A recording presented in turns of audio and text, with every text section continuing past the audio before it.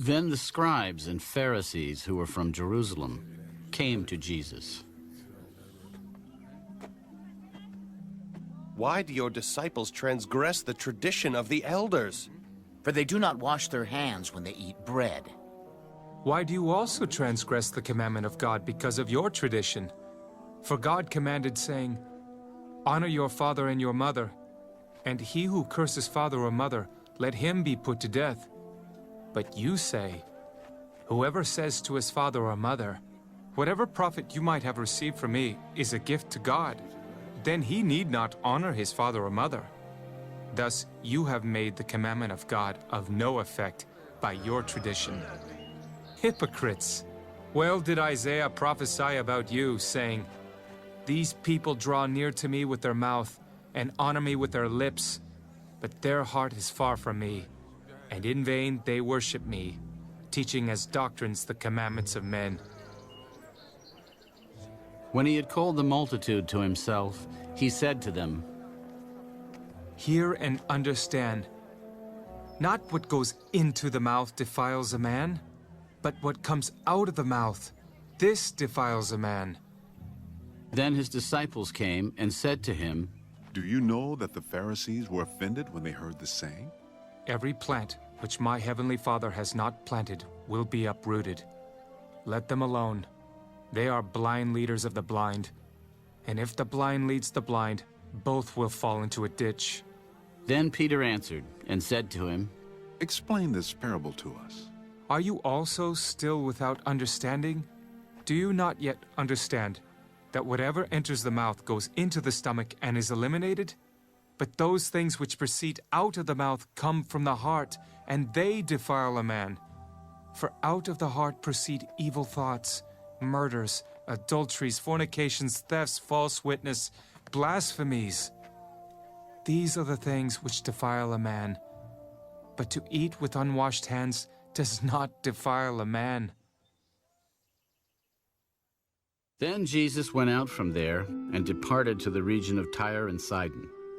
And behold, a woman of Canaan came from that region and cried out to him, "Have mercy on me, O Lord, Son of David. My daughter is severely demon-possessed." But he answered her not a word, and his disciples came and urged him, "Send her away, for she cries out after us." "I was not sent except to the lost sheep of the house of Israel." Then she came and worshipped him. "Lord, help me."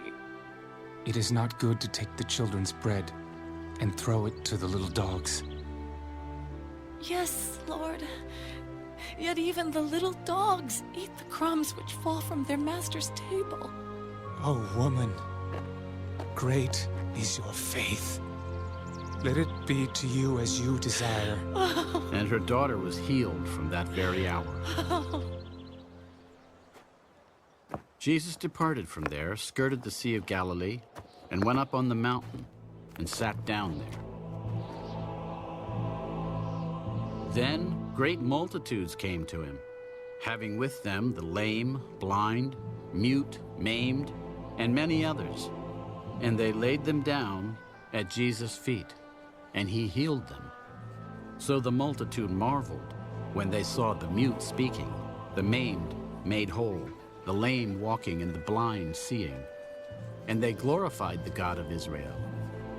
Now Jesus called his disciples to himself.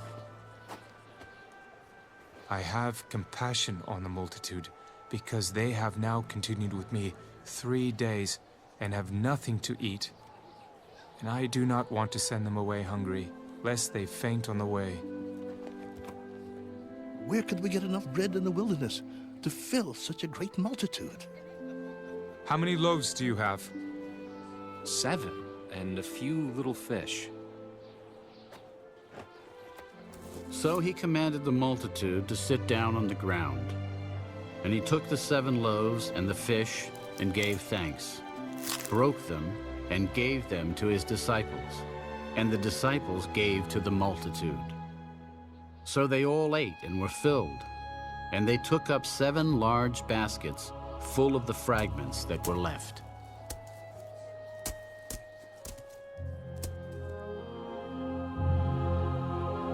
Now those who ate were 4,000 men, besides women and children. And he sent away the multitude, got into the boat, and came to the region of Magdala.